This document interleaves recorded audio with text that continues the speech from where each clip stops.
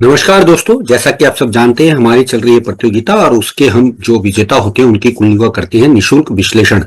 तो बात कर लेते हैं हमारे 12वें विजेता की, जो कि हमारे लिए रहे हैं दीपक शर्मा जी, जिन्होंने हमें सही उत्तर दिया था। तो 12वें प्रश्न के विजेता हमारे जो रहे हैं वो हैं दीपक शर्मा जी।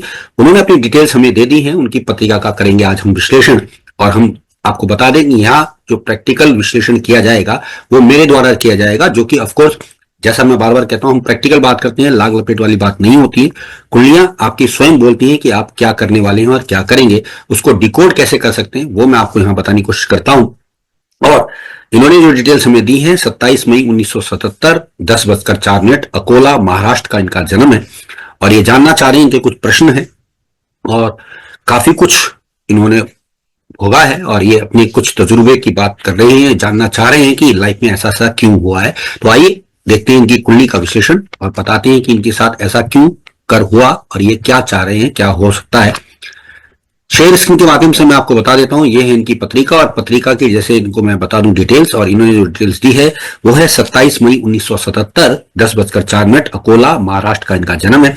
आप देख रहे हैं कर्क लगन बना है, लगन में ही शनि है और कन्या सिंह राशि यानी कि दूसरे भाव में इनके जो है चंद्रमा बैठ गए, तीसरे भाव में राहु बैठ गए और भाग्य स्थान में मंगल केतु शुक्र बैठ गए हैं। साथ ही साथ बुध 10वें घर में और सूर्य और गुरु जाकर चले गए हैं इनके 11वें घर में। तो कुल मिलाकर कुंडली जो है वो कर्क लगन और सिंह राशि की बन रही है। अब इन्होंने बहुत सारे क्वेश्चंस दिए, लेकिन पहले हम इसको डिकोड करेंगे कि कुंडली क्या कहना चाह रही है और क्या क्या घटित हुआ है, फिर हम उसके बाद इनके क्वेश्चंस पे पहुंचते हैं। तो देखिए, सबसे पहले दोस्तों लगन में शनि सप्तमेश होकर बैठ गए हैं, सप्तम भाव को देख रहे हैं।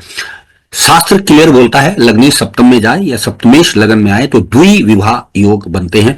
और यहां पर मैं आपको बता दूं कि शनि सप्तमेश होकर अपनी ही राशि को देख रहा है, अपने घर को बचाने की कोशिश तो करेगा, यानी कि जो पहला विवाह होगा कुछ समय तो गुजरेगा, लेकिन यहां हम इंटरेस्टिंग फैक्ट देखते हैं कि शनि की डिग्री 20 डिग्री के आसपास है। और अगर डिग्री वाइज मैं इसकी महादशा को चेक करूं तो 19 साल के हिसाब से अगर मैं कहूंगा तो लगभग 9.5-10 साल वैवाहिक जीवन इनका सही रहेगा और उसके बाद कोई ना कोई दिक्कत आएगी और इन्होंने क्वेश्चंस में ऐसा लिखा भी है। खैर, वो बात की बात है। अब ये तो तय हो गया कि दो विवाह योग बनना है या दो विवाह के योग बनेंगे। कारक एक और हम देख लेते हैं, जो कि सप्तमेश हमने बता दिया, सप्तम भाव हमने बता दिया। कारक शुक्र आप देख रहे हैं वो राहु केतु के एक्सिस में है और साथ में मंगल के साथ भी है। फिर तामसिक या भौतिक इच्छाओं की अधिकता बता रहा है, यानी एक से अधिक विवाह के योग फिर से बन जाएंगे। अब आगे चलते हैं। दूसरे भाव में चंद्रमा, लग्नेश का दूसरे भाव में जाना धन के लिए तो एक अच्छी स्थिति बन जाती है। माता के ये लोग लाडले होते हैं और जब तक माता जीवित रहती है पैसे की इनको दिक्कत नहीं आती है।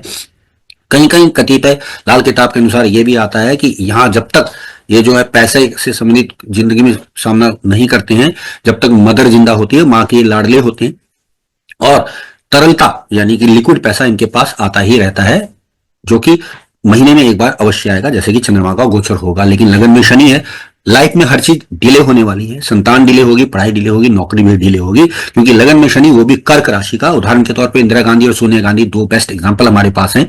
उनका वैवाहिक जीवन भी आप देख सकते हैं और उनकी लाइफ भी आप देख सकते हैं। तो कुल मिला के लगन में शनि वो भी कर्क राशि के थोड़ी बहुत दिक्कत तो अवश्य देते हैं, सप्तमी होकर तो और भी दिक्कत देने वाले हैं। अब बात करते हैं, क्योंकि ये शनि 18 डिग्री से ज्यादा के हैं तो इन्होंने मकर की जगह कुंभ के फल अधिक दिए हैं, ऐसा मेरा अनुभव शोध कहता है। तीसरे भाव में राहु का जाना, शनि के साथ राहु का मिल जाना अस्पताल, कोर्ट कचहरी, थाना, विदेश योग बना देता है। और अपने घर में, यानी ये अपने घर में सबसे छोटी संतान हो सकते हैं, इनके बाद घर में कोई बच्चा नहीं होगा, ये भी दिखाता है। लेकिन यहाँ पे भाइयों के लिए खराब स्थिति बनती है, भाइयों को ग्रहण लग जाता है और ये वैसे भी कन्या का राहु है तो ये जबरदस्त काम देने वाला है। प्रोवाइडेड की दशाएं कह रही वो भी एक बात चलेगी। बात करते हैं इनकी चौथे घर की, जिसका मालिक है शुक्र, वो अपने से छटा गया है। पारिवारिक संपत्ति मिलेगी, लेकिन उसके साथ लड़ाई झगड़े भी मिलेंगे, परिवार का परेशानी का योग भी बनेगा, परिवार वाले नुकसान भी पहुंचाने वाले हैं। अब बात करते हैं संतान भाव के मालिक मंगल की, तो मंगल राहु केतु अक्ष में होना ये बताता है कि सर्प दोष के कारण संतान का सुख नहीं मिलेगा या संतान साथ में नहीं रहेगी। और इन्होंने प्रश्न में लिखा है कि इनकी कोई संतान पहली पत्नी से है भी नहीं। तो खैर क्वेश्चंस हमारे पास हैं, वो हम बाद में पढ़ेंगे, लेकिन जो कुंडली एक नजर बता रही है वो हम यहाँ जस्टिफाई करने की कोशिश करेंगे कि क्या संभवतः ऐसी कुछ पॉसिबिलिटीज थी। यहाँ मैं आपको ये भी बता दूं दोस्तों कि कुछ लोग मुझे ये भी कहेंगे कि आपके पास प्रश्न है तो आप उसके हिसाब से क्वेश्चन बता दे रहे हैं, लेकिन कुंडली ये बात सेटिस्फाई तो कर रही है, जो हम पकड़ तो पा रहे हैं, ये मेरा यहाँ पे तर्क है। क्योंकि पोस्टमार्टम ज्योतिष मैं हमेशा से कहता हूं कि मैं बिल्कुल नहीं करता हूं।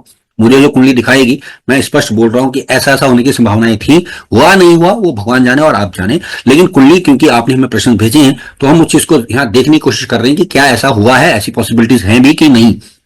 तो ये तो कंफर्म हो गया, पत्नी का सुख 10 साल से अधिक नहीं था, एक से अधिक विवाह भी होने थे, प्लस संतान में कोई ना कोई दिक्कत, संतान का सुख ना मिलना, संतान का ना होना वगैरह वगैरह।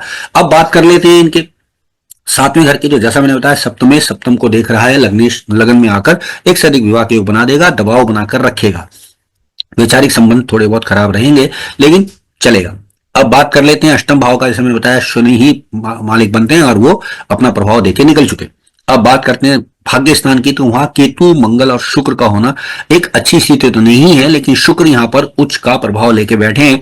अब स्त्री के द्वारा भाग्योदय के योग तो बनते हैं, और केतु का होना भाग्य में उठा पटक, और शुक्र की बात जैसे मैंने बताया कि वो स्त्री द्वारा भाग्योदय कराएगा। मंगल का वहां पर जाना जो कि कर्मेश भी है और एज वेल एज कर्क लग्न के हिसाब से पंचमेश भी है, तो पंचम का नवम में जाना, राहु केतु एक्स में जाना संतान के लिए खराब योग बनेगा और कैरियर के लिए भी खराब योग बनेगा, क्योंकि ऐसे व्यक्ति को जो ये काम करेंगे उसका क्रेडिट कभी नहीं मिलेगा। और मंगल का केतु के साथ लग जाना यानी दशमेश का केतु के साथ लगना, रेगुलर काम नहीं कर पाना इसलिए बताता है, यानी एक से ज्यादा काम कराएंगे या टिक कर काम नहीं कर पाएंगे। अब दशम में बैठे हैं मंगल और बुध, और बुध की बात अगर हम कर लें तो बुध यहां पर वाणी से संबंधित काम बताते हैं, जितना मीठा बोलेंगे उतना अच्छा काम इनका चल जाएगा। लेकिन लगन से शनि की दृष्टि आ रही है, कुल मिला के कैरियर के लिए अच्छी कुंडली बिल्कुल नहीं बनेगी, क्योंकि शनि जो है वो उठापटक 10वीं दृष्टि से देख के देते रहेंगे, काम छूटता रहेगा, मिलता रहेगा, छूटता रहेगा, मिलता रहेगा, इस तरह का है। काम का मालिक अपने से पीछे है, तो कुल मिलाकर काम के लिए भी ज्यादा अच्छी कुंडली तो ये नहीं मिली। बात करते हैं लाभ भाव की, जहां गुरु का बैठना खराब तो है ही है, साथ ही साथ सूर्य का बैठना जो कि यहां पर धन के मालिक होकर लाभ में आ गए, ये एक अच्छा धन योग बना देता है। तो हम बोलते हैं आई चलाई जीवन में चलती रहेगी, कहीं ना कहीं से पैसे की व्यवस्था होती रहेगी, नुकसान नहीं होता, जीवन चलता रहता है।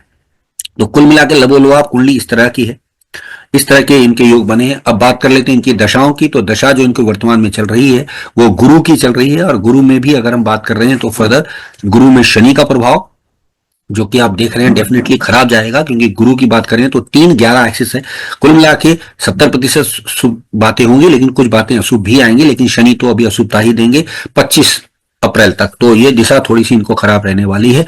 राशि के अनुसार देखें तो ठीक इनके सप्तम भाव में अभी शनि का गोचर है, जो थोड़ा सा गड़बड़ तो कर ही रहा है, लेकिन ये थोड़ी सी वृद्धि के योग भी बना रहा है, कहीं ना कहीं थोड़ी वृद्धि भी कराएगा। तो अब उसमें भी और अगर हम डीप जाते हैं तो एट प्रेजेंट इनकी जो दशा चल रही है वो 25 दिसंबर तक राहु चल रहा है, यानी कि गुरु में शनि में राहु, राहु तीसरे घर में बैठे हैं, और वो संभवतः 9 अगस्त के बाद से मकान बदलवाने का योग बना रहे हैं। संभवतः इनके पड़ोस में कोई काम कंस्ट्रक्शन वगैरह चल रहा होगा, या ये मकान बदल रहे होंगे, या पड़ोसी मकान बदल रहा होगा, कुछ इस तरह की एक्टिविटीज चल रही हैं। अब बात करते हैं दोस्तों इनके दिए गए प्रश्नों के बारे में।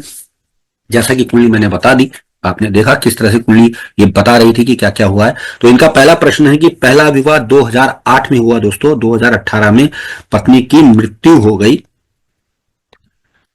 सेकंड मैरिज कब होगी, क्या सफल होगी। संभवतः पत्नी को कोई बड़ी बीमारी रही होगी, क्योंकि शनि और राहु का संबंध है, और जिसकी वजह से इनको दिक्कत रही है। शनि सप्तमेश है, तो कुल मिलाकर पत्नी को सेहत संबंधी दिक्कतें रही होंगी, जिसके कारण उनकी मृत्यु हुई है एग्जैक्टली 10 साल के आसपास। जैसा कि मैंने कहा था कि शनि 18 डिग्री के हैं, तो 9.5 साल वैवाहिक जीवन को संभालेंगे, उसके बाद वो हाथ खड़े करेंगे। तो एग्जैक्टली 10 साल में इनकी पत्नी का देहांत हुआ। अब ये पूछ रहे हैं सेकंड मैरिज कब होगी। जैसा मैंने बताया कि सप्तमेश लगन में है, दूसरा विवाह तो करवाएगा, क्या सफल होगा, बिल्कुल होगा, लेकिन थोड़ी बहुत परेशानियां रहने वाली है, क्योंकि हम अगर दूसरे विवाह की बात करेंगे तो वहां शुक्र केतु और मंगल बैठ गए हैं, जो पसंदीदा विवाह करवा रहे हैं, यानी आप अपनी पसंद से स्त्री को चुनेंगे, और वो कुछ अटपटापन लिए हुए होगी, जैसे कि वो इंटरकास्ट हो सकती है, दूसरी बिरादरी की हो सकती है, तलाकशुदा हो सकती है, क्योंकि शनि यहाँ पर तलाकशुदा का योग भी बना रहा है। इस तरह के योग दिखाई देते हैं। जहां तक सफलता की बात है, तो अगर मैं कहूंगा तो इस कुंडली के हिसाब से, क्योंकि शुक्र आपका उच्च का है और गुरु जो है दशा में एक्टिवेट है 36 तक, और गुरु आपको धन लाभ दिखा ही रहा है, तो कुल मिलाकर विवाह चल तो जाएगा, लेकिन ज्यादा अच्छी संभावनाएं मैं नहीं कहूंगा, क्योंकि नवांश कुंडली में आपके 7वें भाव में सूर्य का बैठना और 12वें घर में राहु का बैठना कहीं ना कहीं थोड़ी बहुत डिस्टर्बेंस वैवाहिक सुखों को लेकर तो करता ही नजर आता है। फिर भी मैं कहूंगा विवाह होने के योग हैं। और अगर इस कुंडली से कहूं तो अप्रैल के बाद जैसे ही बृहस्पति राशि परिवर्तन करेंगे, आपकी राशि से वो एकादश भाव में चले जाएंगे, तो विवाह के योग बन जाएंगे अच्छे खासे। तो तब आप 1 वर्ष के अंदर या 4-6 महीने के अंदर विवाह कर सकते हैं। बच्चों का क्या योग है? पहले कोई बच्चा नहीं है, तो इनका जवाब मैं आपको दे चुका हूं, क्योंकि आपका जो पंचमेश है मंगल, वो राहु केतु एक्स में सर्प दोष के कारण संतान का सुख मिलने में आपको बाधाएं हैं। सर्प दोष की शांति कराइए, रुद्राभिषेक कराइए, शिव जी की पूजा कीजिए। संभवतः आपको शास्त्र अनुसार उपाय करके शायद संतान का सुख मिल जाए। यह भी हो सकता है कि आप जिस औरत से आपका विवाह हो उसकी पहले से पूर्व में कोई संतान हो, आप उस संतान को ही आगे बढ़ाएं। क्यों? क्योंकि यहां पर एक और प्रभाव आ जाता है कि वो नवम भाव में संतान का लॉर्ड चला गया है, तो दत्तक पुत्र वाला यानी दूसरे की संतान पालने का योग भी एक बनता हुआ नजर आया है। लेकिन अगर मैं आपकी संतान की बात करूंगा तो उसकी संभावनाएं थोड़ी कम है, लेकिन ऐसा नहीं है कि बिल्कुल संतान नहीं हो सकती है। और अप्रोक्सीमेट आप इस समय 47 वर्ष की आयु में हैं, ये भी थोड़ा सा एक कंसर्न का विषय होगा। राजयोग कब फलित होगा? अब सवाल यह है दोस्त कि यहाँ पर राजयोग किस पॉइंट ऑफ व्यू से आप कहना चाह रहे हैं। अगर राजयोग की बात करें तो राजयोग नहीं फलते हैं, बिकॉज अब राजयोग नहीं होते, क्योंकि अब राजा नहीं होते हैं। तो ये गलत फहमी दिमाग में मत रखिए। लगन में शनि अकेला ही बहुत है सारे राजयोग की बैंड बजाने के लिए, तो राजयोग की अपेक्षा अब ना करें। सिंपली आपका जीवन जितना भी 6 से 36 तक गुरु है, जो आपको आई चलाई तो देता रहेगा, आपको डूबने तो नहीं देगा। तो उसके बाद शनि आएंगे, तो वो आपके लिए ज्यादा अच्छी अवस्था नहीं देने वाले हैं। तो राजयोग की कल्पना दिमाग से निकालिए, कुछ प्रैक्टिकल सोचिए, ज्यादा अच्छा रहेगा। बात कर लेते हैं राजनीति में कैरियर हो सकता है क्या? तो राजनीति में मैं बिल्कुल भी राय नहीं दूंगा, क्योंकि कलयुग में राजनीति को हम राहु से देखते हैं, और राहु आपको सपोर्ट तो करते हैं, लेकिन वो कुछ दिनों के लिए करेंगे, क्योंकि महादशा ओवरऑल जिस ग्रह की है वो उसका एंटी माना जाता है। तो राजनीतिक फ्यूचर मुझे ज्यादा अच्छा आपका नजर नहीं आता। करना चाहे करते रहिएगा, लेकिन यहां मैं आपको बता दूं कि कलयुग में हम राहु से देखते हैं, जबकि सतयुग में हम सूर्य से देखते थे राजनीति को। तो राजनीति में भी मेरे को ज्यादा स्कोप तो नजर नहीं आता दिखता है। क्या फॉरेन सेटलमेंट के योग हैं? बिल्कुल भी नहीं। फॉरेन सेटलमेंट के लिए हमें 12th हाउस का लॉर्ड चाहिए। विदेश से काम आपके पास आ सकता है, बाहर से काम आप कर सकते हैं, लेकिन सेटलमेंट होने की संभावनाएं मुझे नजर नहीं आती हैं, क्योंकि आपका जो चतुर्थेश है वो भी अपने से छठे गया है। तो अगर जाते भी हैं तो वहां भी आपको परेशानी मिलने वाली निश्चित हो रही है। प्रोफेशन कौन सा सही रहेगा? देखिए, मैंने पहले भी कहा कि प्रोफेशन के लिए ज्यादा अच्छी कुंडली नहीं है। कोई भी ऐसा काम करें जिसमें आपको बोलकर खाना पड़े, और जहां आप काम करें वहां पर रोज पैसा आता हो, यानी रिटेल सेक्टर आपके लिए बहुत अच्छा रहने वाला है। इसके अलावा बैंकिंग सेक्टर भी आपके लिए अच्छा रहने वाला है। अब इस उम्र के हिसाब से अगर मैं कहूं तो कुछ नया काम करने का थोड़ी संभावना कम, लेकिन इन क्षेत्रों से संबंधित काम कर लेंगे तो बेनिफिट मिल सकता है। इसके अलावा नकली जो गोल्ड होता है, रोल गोल्ड, आप उसका काम भी कर सकते हैं, उससे भी आपको धन लाभ अच्छा खासा हो सकता है। छोटा भाई भागकर गया है, क्या वापस आएगा? तो मैंने पहले ही ये बोल दिया था कि राहु जब तीसरे घर में होगा, भाइयों के लिए बिल्कुल भी अच्छा योग नहीं है। और अगर इस पत्रिका से मैं कहूं तो उसका मालिक बनता है बुध, और वो अपने से अष्टम चला गया है। तो ये तय है कि आपका छोटा भाई आपके लिए तो मृत अवस्था में चला गया, यानी अब उसकी वापसी की संभावनाएं मुझे नजर नहीं आ रही हैं। भगवान करे वो जीवित हो, जहां वो सुख हो, सुखी हो, लेकिन आपके लिए तो मृत अवस्था में दिखता है। और वैसे भी आपका तीसरा घर वो डैमेज तो है ही है, यानी छोटे भाई बहनों का, और उसका मालिक अपने से अष्टम जाना वो भी एक खराब स्थिति तो दे ही देता है। तो यहाँ पे ये थोड़ा सा आपको कंसर्न रखना पड़ेगा कि जब भी कोई ग्रह ऐसी अवस्था ले लेता है तो हम मानते हैं भाई आपके लिए तो वो ग्रह गया। तो कुल मिला के आपके समस्त क्वेश्चंस का जवाब मैंने दे दिया है। आशा करता हूं आपको हमारा विश्लेषण सही लगा होगा, लेकिन यहां मैं आपको बता दूं कुछ लोगों को मेरा विश्लेषण बिल्कुल भी सही नहीं लगता है, लेकिन मैं वही बताता हूं जो कुंडली दिखा रही होती है। मुझे लाग लपेट बिल्कुल नहीं पसंद।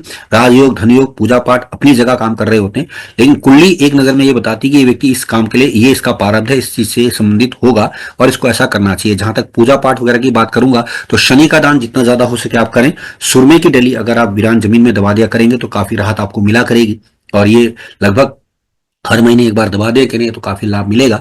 तो उससे आपको काफी राहत मिलती चली जाएगी। साथ ही साथ एक मोती रतन अवश्य धारण कर लीजिएगा, क्योंकि चंद्रमा आपका जो है लग्नेश होकर पाप कर्तरी में आ गया है और शनि और राहु के बीच मध्य में फंस गया, यानी आप खुल के जीवन नहीं जी पा रहे हैं या रुकावटें आ रही हैं, तो उसको आप अवश्य धारण कर लीजिएगा। एक मोती धारण कीजिएगा, और जैसा मैंने बताया सुरमे की डली वो कीजिए। सर्प दोष की शांति कराइए। भोजन किचन में बैठ के कीजिएगा तो अच्छा रहेगा, क्योंकि ब्लड में खराबी के योग दिखाई देते हैं। ब्लड में इंफेक्शन की संभावनाएं दिखाई देती हैं, डायबिटीज वगैरह होने की संभावनाएं, ब्लड प्रेशर की संभावनाएं दिखाई देती हैं।